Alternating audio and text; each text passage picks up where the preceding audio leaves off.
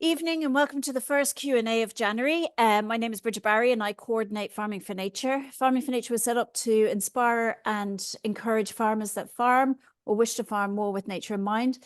One of the ways we do this is each year we get together or we find a source, we source a group of exemplary farmers that are farming alongside nature and doing what they can on their land for nature through our Farming for Nature Ambassador Awards.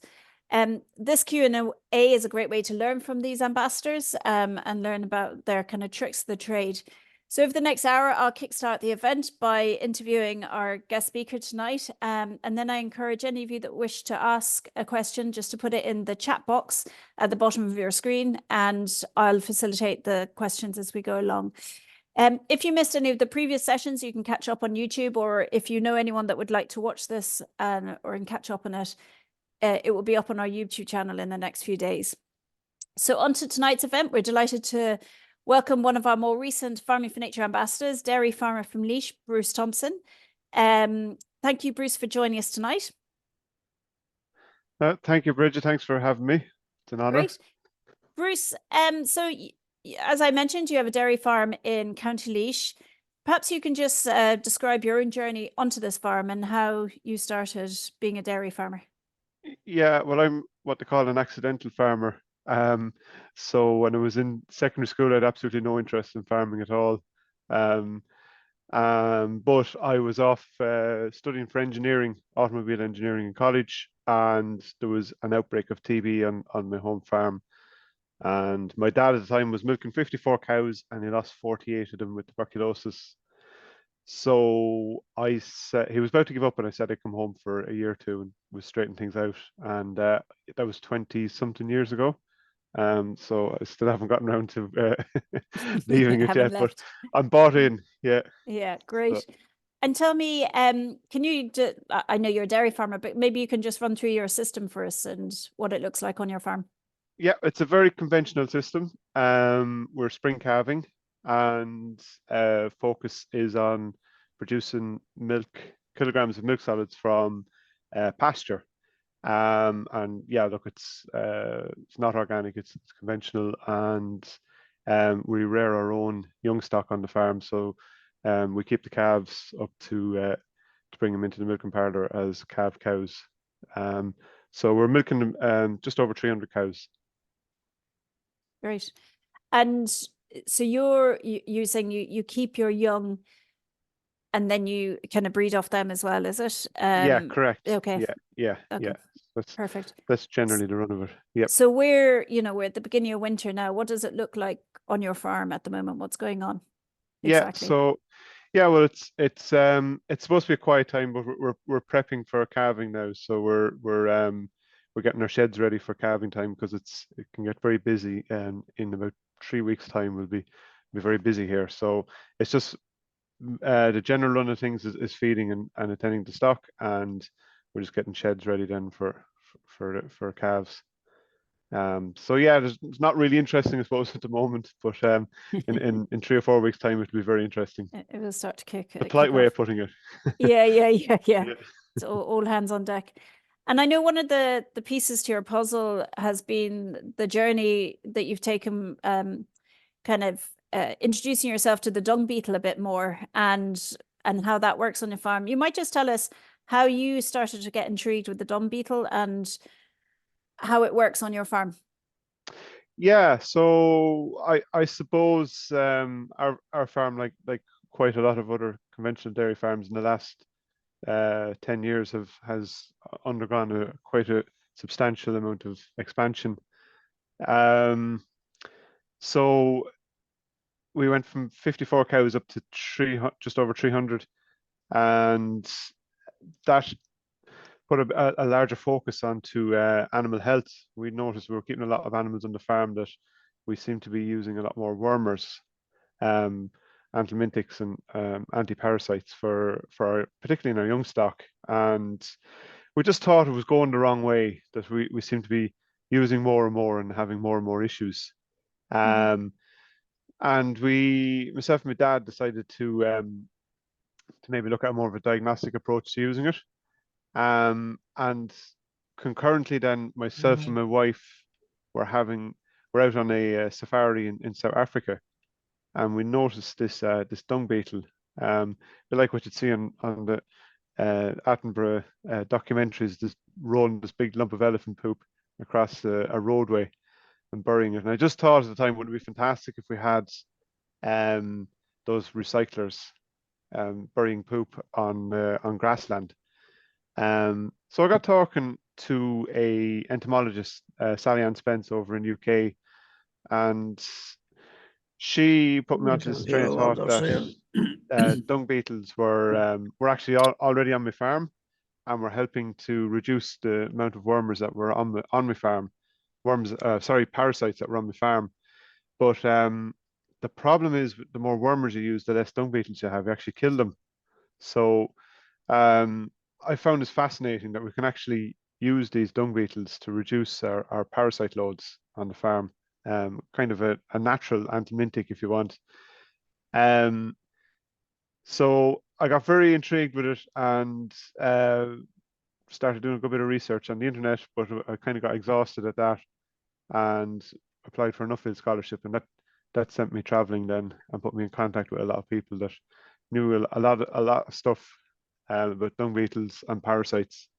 So that kind of got me home then to where I am today, where we are using an awful lot less wormers on our farm, and breeding dung beetles, and looking at diagnostics in terms of our use of animal medicines. And have you seen it impact your overall system? Like, how has it benefited your grassland to start with? How can you see a benefit to your grassland? The grassland, well, I suppose a dung pat is in its raw state. It's a noxious weed sitting on top of the soil, but it's full of nutrients. But they're not available to the plant sitting on top of the soil, so they need to get into it, and that's where the dung beetle comes in. So by reducing the number of dung pats there are on top of the soil, it's A, increasing the area viable to grow grass, and B, increasing the amount of nutrients in the soil that are available to the plant to grow more grass. So that would be the real rough, raw explanation for the benefits of the grassland. There's other benefits too, like methane reduction, which is small, but every bit counts. And then the bioturbitation of soil. So the soil is more spongy basically when it's buried through with dung beetles. So yeah, it helps in terms of aeration of soil.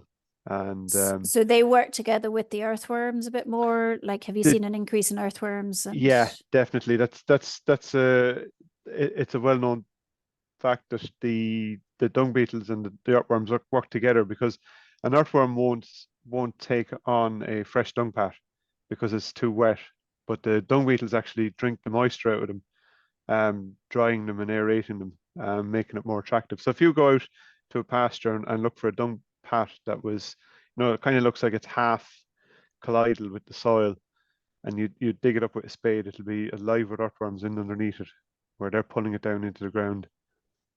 And then how have you seen it benefit your overall farm, because you've lowered your amount of kind of anti-wormers, but actually the health of the animal itself, the health of the cow, have you seen an improvement there? Yeah, there is. We're using less wormers, and we're getting less issues with worms in animals. When I'm speaking worms, these are not earthworms. These are parasite worms in the cows. So as you're reducing the usage of them, particularly in young stock, they build up their own immunity. So the word vaccine comes from the Latin word vacca for cow. So the first vaccine was developed using cows, the smallpox vaccine. They really are an amazing animal. They can build up immunity to these parasites quite well, but they need to be allowed to do it. So they need to get a small exposure, but not overwhelmed. So keeping a plane of parasites on pastures is what we're looking for, not a spike. That's where they get overwhelmed, and we have to win with a wormer then. So in doing that throughout their life, as they mature into milking cows, then they're better equipped to be able to handle these parasites when they become exposed to them. So that in turn then has a production positive. And are you seeing, say, some cows or bloodlines are more susceptible to the parasites as Yeah, well, perhaps? Yeah. absolutely. Yeah, and actually ICBF have gotten uh, records of bloodlines of particular bulls on their system there that are susceptible to liver fluke. So if you're in an area of liver fluke, you can actually look up on the database what bulls not to use. Oh, that's amazing, isn't it? It is. Blacklisted. Oh, yeah, exactly. Well, like we have, we've great technology there. If farmers start using it, recording what animals are more susceptible to these parasites, which we can do through performance managing. We can pick out the bloodlines, and if ICBF can get this information, they can backfeed it to us then. So we've great infrastructure there if we'd use it a bit better. Yeah. And then, so obviously we're here to talk about nature as well tonight. So you're seeing that the dung beetles, earthworms are working together and encouraging each other and promoting each other. Have you seen any other kind of change in nature as a result of your work with increasing dung beetles on your land? Yeah, well, look, I suppose part of the dung beetles are part of it. They're the bottom of the food chain, so they're part of the ecological cycle. So there is definitely an increase in the amount of dung beetles on my farm through breeding and using less antiparasites. Now the biggest regret I have is not doing an actual baseline survey before I ever started. So I've actually worked with a group there last year, a group of farmers in County Laois, to do a baseline survey on their farms, because actually nationally we don't have one, to be honest. So yeah, it was to get that together. But yes, there is definitely an increase. You start noticing things too. So following in behind my cows, particularly March or April, there's a little gold dung beetle that comes out in very high numbers. I used to think they were flies, but they're actually dung beetles are hitting off my face as I'm walking behind them. You would see 2 to 3 days after cows have been in a pasture, you would notice small birds, particularly coal tits, swooping around, picking up these dung beetles. Yeah, they're more available than for starlings.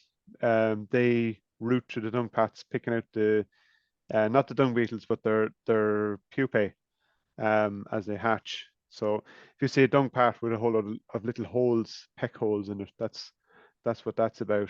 I suppose probably a change then in the other part of the ecological cycle is probably a change in myself. So looking at how the practices that I'm performing on my farm are having as an effect on everything else that's going on around me. So yeah, I suppose that's probably another Yeah. the most surprising change of all. And what else have you done on your farm for nature? So we're doing different approach to hedgerow management. So well, we're planting hedgerows and trees. We trial out these cactus tree guards there as well. They're a guard that you can put around a tree, so you can literally plant a tree in the middle of a field, and it's like a barbed wire, heavy duty barbed wire mesh that wraps around the tree, so the cows don't touch it. So we're planting trees, hedgerows, and we're working a different cycle on the hedgerows that we used to do. The work cut previously every year, nice and neat and tidy and square. You'd be looking along with one eye to see is it was it done right. Measuring it. Yeah. But that's not nature. So yeah, look, what we've done is we've put out the fences, electric fences, and raised them. So the cows will actually they get almost to the base of where the hedge is anyway. So we're not actually losing anything in terms of grassland. but we're gaining then in terms of what is going on in the hedgerows. Then we're putting up bird boxes, and we've one pond just about completed, and we're just starting a second one now as well. Yeah, so one of the first one we've done is capturing water off of farmyard and sheds, and we're putting it through. We're putting plants in it then, just to ensure that nothing runs off of the farm into it. But look, it's to be sure, but we're quite confident it's not happening anyway. We test the water there regularly with nitrate for nitrate levels, so we're pretty happy with what we're doing. And I'm guessing, like, even I know this summer wasn't a good example, but summers before, there's been some very strong summer before there was a lot of drought. I'm sure if you're a milker, having a bit more shade for your cows is of benefit as well, like in your hedgerows. Particularly there. I think it was 2018 was that really intense sunlight. I know there was drought, but I think 2018 had really intense sunlight. What we found we had to do was divide the cows up into smaller groups rather than leaving them as one herd, and find we have some state forest close to us, and we were putting them down to those fields to try and get out of the sunlight, because we found the natural reaction for cows when they're under stress is to group together, which is a really silly thing to do when you're hot. So yeah, we had to pull them apart. But look, I suppose long and short of it is, it put a lot of focus for us in terms of shade for the cows. So definitely, look, we're looking forward to these hedgerows getting up higher and higher. We're getting there. You're embracing the messiness. Embracing the messiness, exactly. Good. Just going back to things like the dung beetle and overall biodiversity. I mean, I know this is an absolute really rude thing to ask any dairy farmer, but has it aided your financials, do you think, in any way? Like, yeah, if you were to look at how Farming for Nature, has it helped the bottom line? Yeah, nature's paying. Paying its way, yeah. Yeah, it is paying its way. Yeah, we're using less wormers, but look, there is more management involved in terms of managing stock in a particularly young stock in a different grazing management strategy and more diagnostics, but it does pay off. Particularly, you won't see it in the first year, particularly in young stock. It looks a bit overwhelming maybe in the face of it, but as they get up to mature cows, they don't have to be wormed, which saves, in volume terms is huge. Last year I wormed 1/3 of my cows once, and they were ones that I bought in, so they hadn't immunity built up. But prior to that, it was 2017 that any of my cows saw a wormer. So they've lasted. So yeah, look, whereas before you'd probably be going twice, so there would have been a turn in like a housing worming, and then maybe once during the summer as well on top of that. And look, that could increase to a lot more on some farms. I appreciate that. So yeah, we're down massively in terms of volume of stuff we're using. That's really interesting. And in terms of your kind of advisor and your vet and stuff, are they screaming over the fence at you going, "Are you mental?" Or are they kind of encouraging you along the way? No, to be fair, I would say that my advisor, well, I don't know who my advisor is, really. You're your own advisor. That's my old man. Yeah, that's a good place to be. Yeah. But no, look, I'm involved in 2 dairy discussion groups, and the facilitators for both of those are very keen to take on the challenge of reducing wormers on other farms as well. So it's definitely something that there's an interest in. Vets, there's some I've been working with some vets. Some are very keen to the majority of them are very keen to get farmers to take more of a diagnostic approach and use less of these products. And they're also very interested in the effects that different grazing strategies can can put onto calves. So look, I have to stand up for Chagas here as well. There's definitely an interest there in terms of uh, integrating an integrated parasite system, I suppose, that looks at the whole approach to it. Yeah, so yeah, there's definitely maybe will be a certain element of people telling me I'm mad, but I don't think I'd be doing it right if I didn't get that reaction from some people. But look, I'm not over worried. But I suppose maybe when it started at, when people look at you on your hands and knees, sifting through a cow patch, to be nearly throwing you a few quid. Um, He's lost it this time. He's lost it. Yeah. That's it. Yeah. I know, in all fairness, I suppose people are always a bit wary of the risk involved in these things, but in general, it would strike me that, once you've got over the first 4 seasons and started to explore it in your own land, what would you say to any, like, where would you start advising any farmer who wants to start considering exploring, like moving more away from antiwormas or exploring more biodiversity on their land for, where would you start for a dairy farmer, for instance? Yeah, Because that's well, obviously the first thing I suppose one of the first questions I get asked is, how do I get dung beetles onto my farm? But like, that should be the last question you should be asking. So firstly, the answer to that question is you already have them on your farm, so they're on every farm, just not probably in very high numbers. And yeah, look, I suppose everything else comes before that. You need to reduce the amount of wormers to start with. So first thing to do is have a conversation with your vet, because look, we can't let animal welfare wane in the face of it either. So yeah, first thing we have to do is ensure that the animal performance is not hit. So we can take fecal egg counts, we can take milk samples, blood samples, autopsies, all those things can be put into a strategy going forward. The other thing I have to say is that it's not to predict doom and gloom, because I kind of get fed up of listening to that. But the anti-parasites, the anthelmintics, the wormers that we're using, in bovines, there's only 3 products that we have on the market. They might be called different names and have different packages on them, but they're all related to 3 products. And there's resistance to all those 3 products across the country. Chagas did a trial there, the dairy calf to beef system, and I think there was 24 farms involved in it, and the 24 of them showed resistance.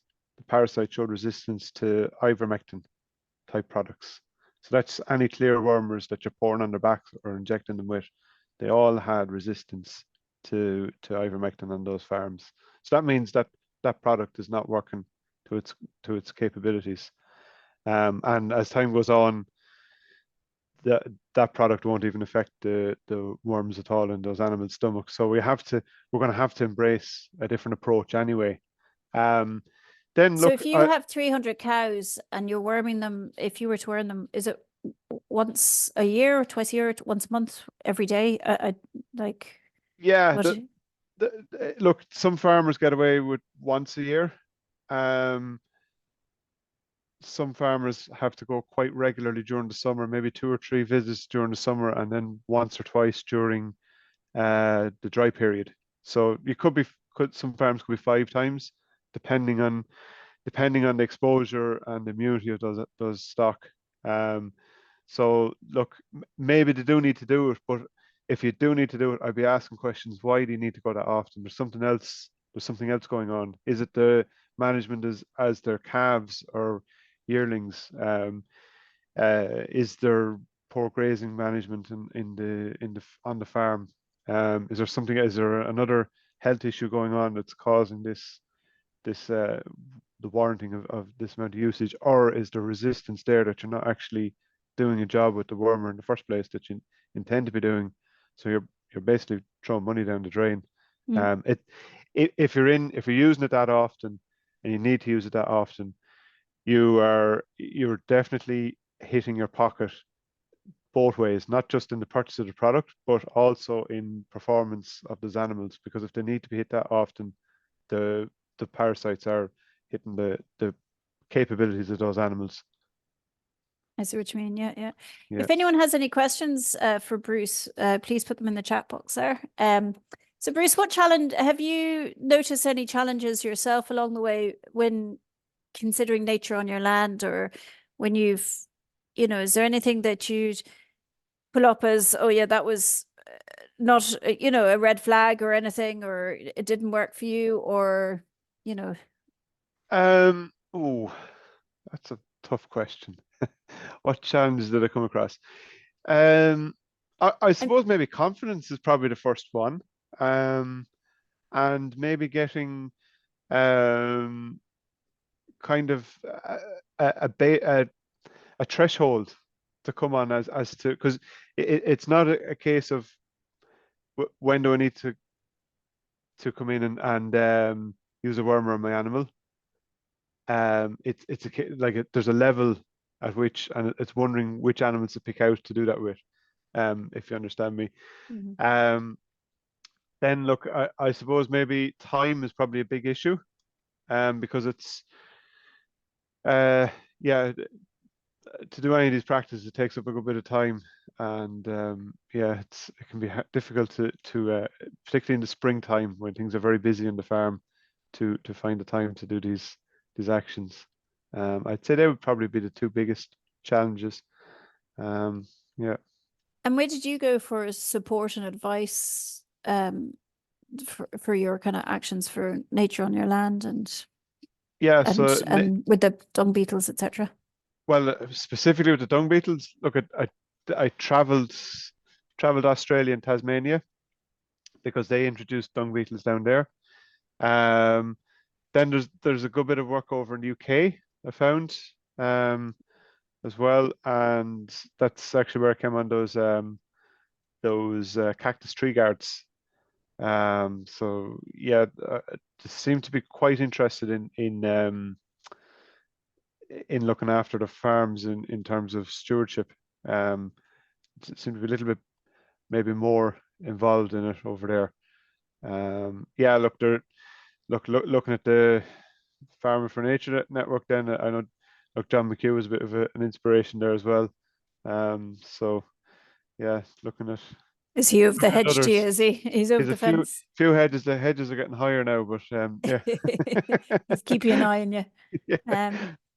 So is there any memory that stands out for you on your farm in particular where you just thought, oh, actually nature's come back, or it's, because you'd be the first to admit that you probably were in a more intensive system. You're pivoting slightly, if not completely, away from being intensive. So I mean, is there a moment that you were kind of out in your land? I mean, you spoke about the cold tits earlier, but is there one memory that stands out for you that kind of made you go, okay, I'm proud to be handing this over to my children? Well, it's funny you mentioned that, because that's exactly what the memory that came in mind was catching beetles with my kids. And one of them turned around to me, and he was after coming home from creche, and he says he was after telling everyone that I'm the dung beetle farmer. So yeah, that kind of that was the I suppose my biggest fan.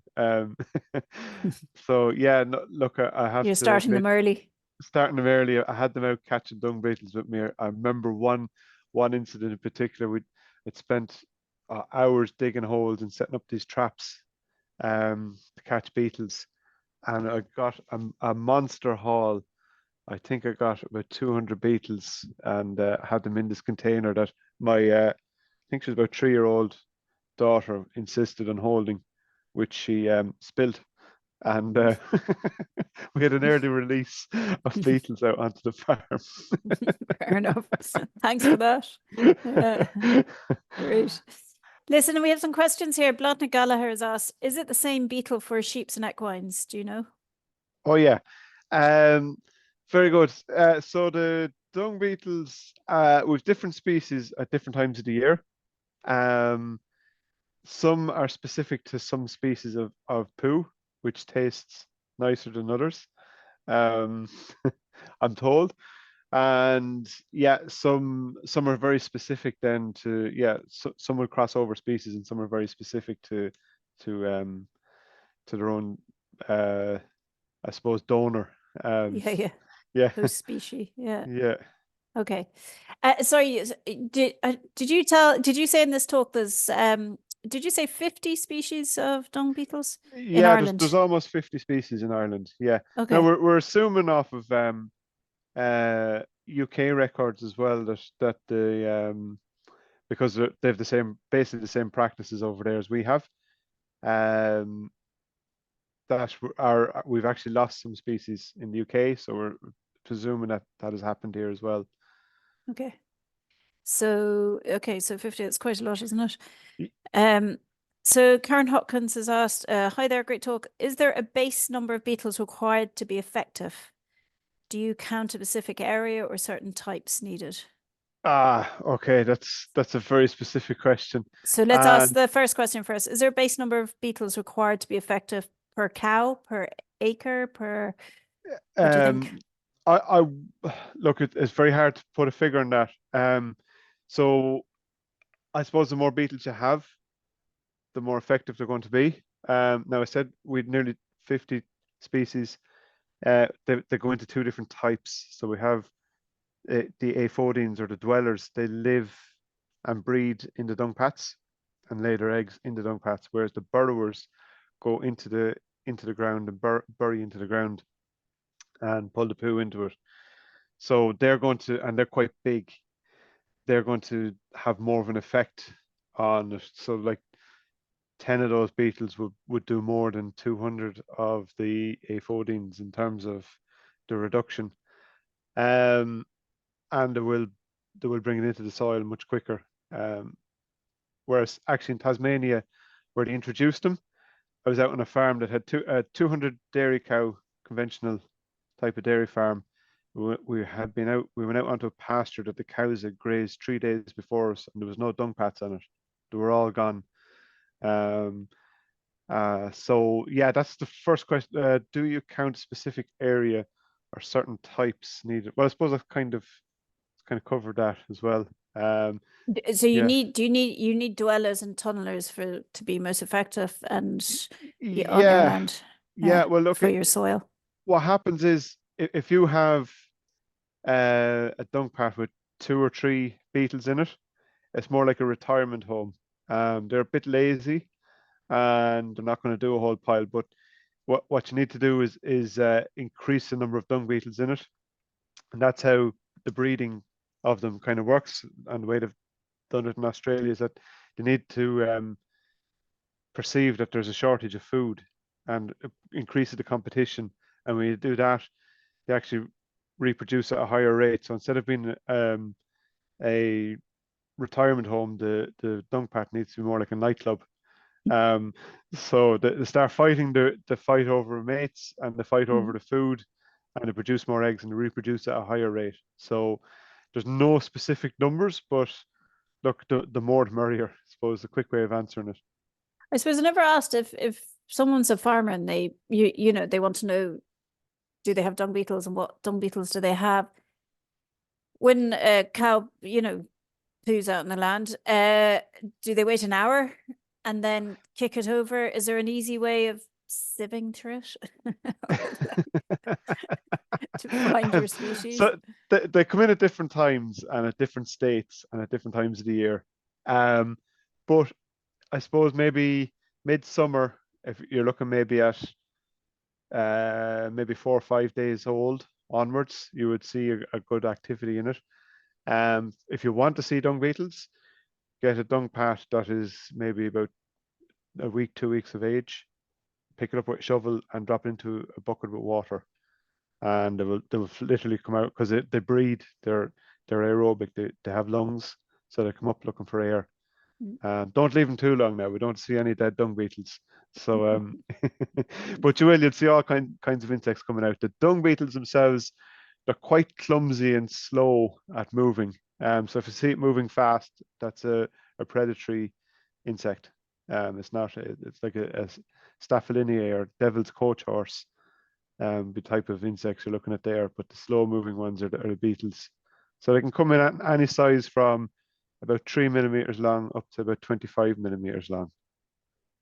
And then I know you've kind of covered this a bit, but if you're concerned that you don't have many or any, you can't just go to a shop or go online and buy some dung beetles. Presumably, you just have to get your environment set up. Like you were saying, you can't kind of introduce Yeah, them anyway to a polluted site, but there's no pet shops for dung beetles, is there? there's not in this country, Okay. but they can be got in other parts of the world. Mm. But look, I suppose they're naturally occurring, so they're there anyway. Look, we just need to be looking after them a bit better. So I suppose, look, the simple things you do explained there in terms of wormers, but there's other areas then to look at is the food source for the cows or sheep. The dung beetles don't like wet, sloppy type of dung pats. They don't like high grain diets. Um, and there's species then that will be active over the winter.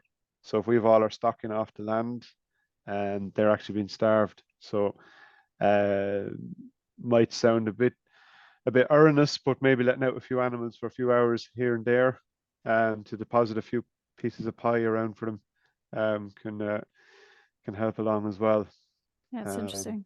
yeah. And I suppose in terms of poo, it's no more than humans, there's healthy and unhealthy stuff that comes out. So Sarah Coonan is, I can't believe I'm getting into this conversation, sorry.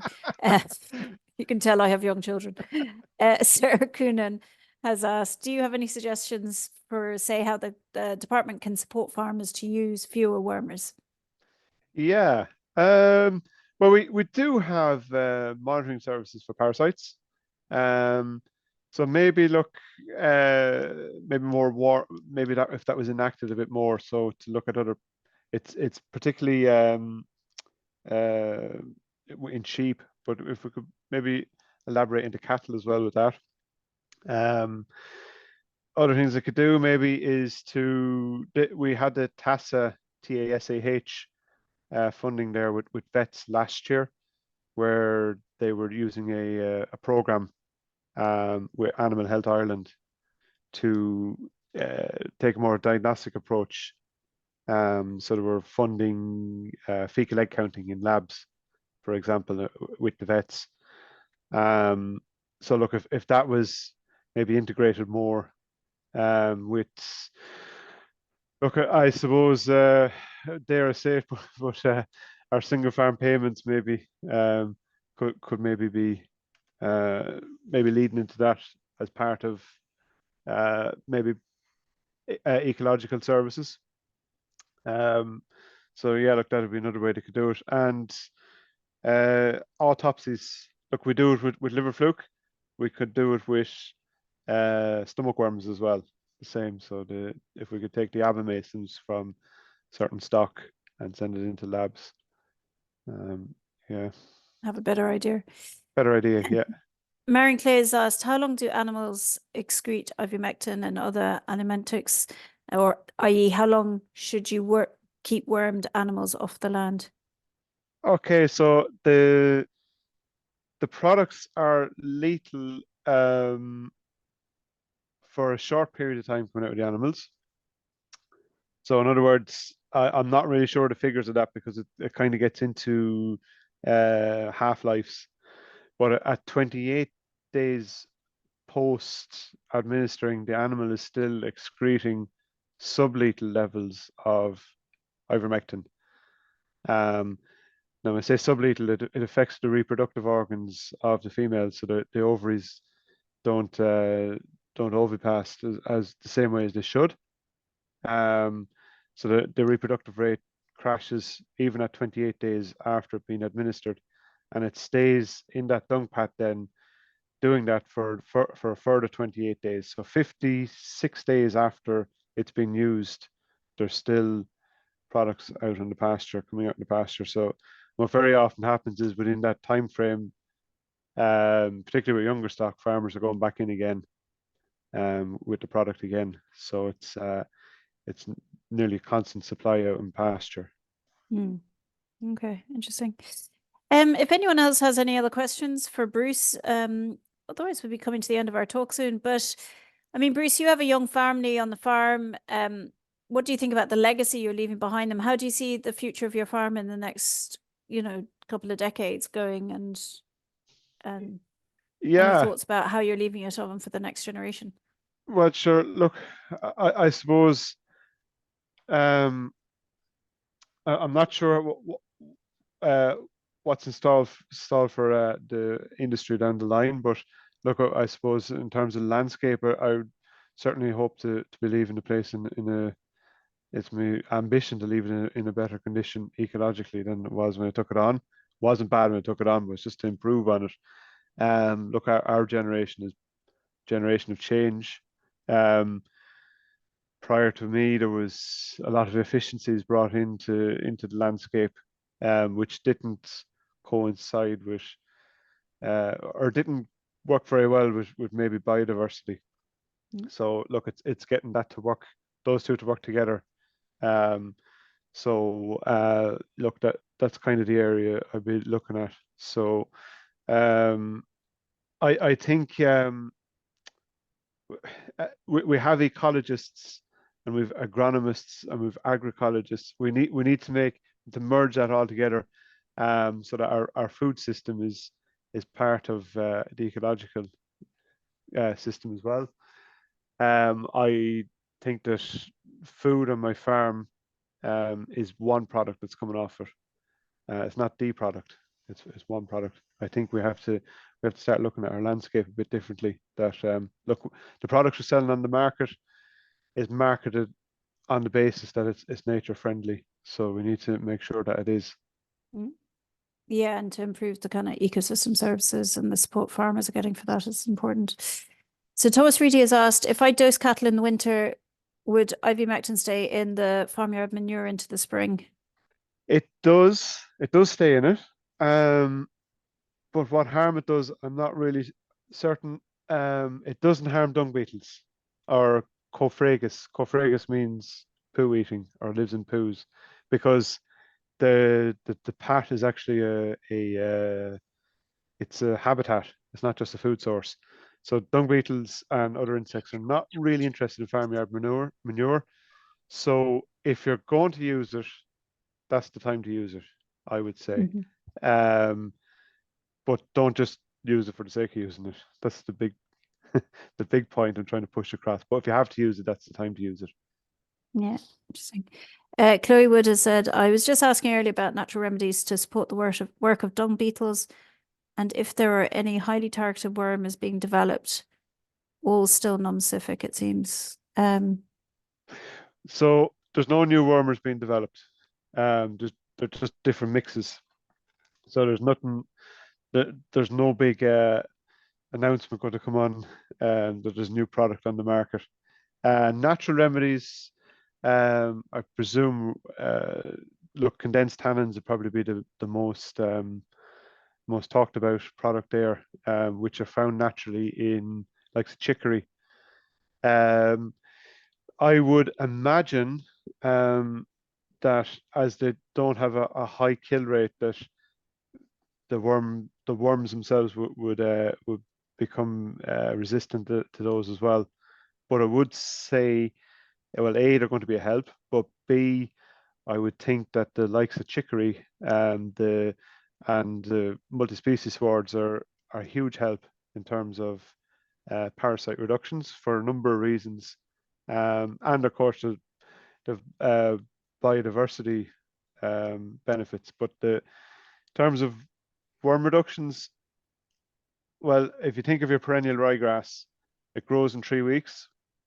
It grows short and soft, which is perfect for the life cycle of a parasite. Whereas your herbal lays or your multi-species swords do the exact opposite to all that. They're stalky, they're longer, and you're working on longer rotations, and they leave stiffer dung pats, which doesn't bode well with parasite life cycles. So I would say that's when we're talking about multi-species swards, I would say that's where the reduction in worms are coming from.